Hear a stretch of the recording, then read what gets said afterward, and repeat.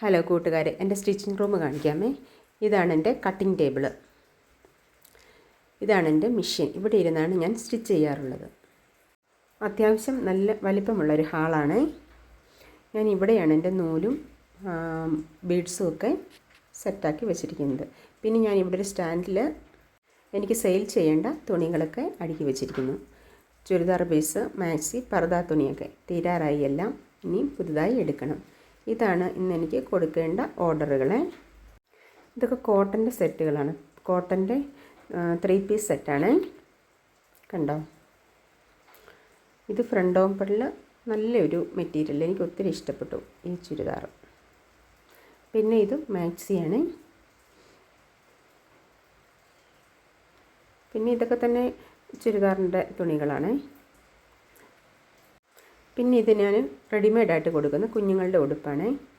പിന്നെ ഇത് കണ്ടോ, ഇത് മാക്സി തുണിയാണ്. മാക്സി തുണി തന്നെ ഞാൻ ഷർട്ടും പാൻറ്റും അടിച്ചതാണ്. കുട്ടിക്ക്, ഒരു 4 വയസ്സുള്ള കുട്ടിക്കാണ്. ശരിക്കും ഞാനും സ്റ്റിച്ച് ചെയ്യാൻ ഉദ്ദേശിച്ചപ്പോൾ ഇത്രയൊന്നും പ്രതീക്ഷിച്ചില്ല. എനിക്ക് ശരിക്കും ഇഷ്ടപ്പെട്ടൊരു പീസാണത്. ഇതുണ്ടോ, ഞാൻ ഓർത്ത് കാണിക്കാവേ. കണ്ടോ, അടുത്ത് കാണുമ്പോൾ ഇതിൻ്റെ ഭംഗി അറിയുന്നത്. കണ്ടോ എത്ര നല്ലതാണെന്ന്. റെഡിമെയ്ഡാണെന്നേ തോന്നുന്നുള്ളൂ. അതുപോലെ തന്നെ വേറൊരു പീസാണ് ഇത്, കൊച്ചുകുട്ടിക്ക്. ഇത് റയോൺ മെറ്റീരിയൽ അടിച്ചതാണ്. കണ്ടോ, ഷർട്ടും പാൻസായിട്ട് സിമ്പിളായിട്ട് കുട്ടികൾക്ക് വെയർ ചെയ്യാൻ പറ്റുന്നൊരു ഡ്രസ്സാണിത്.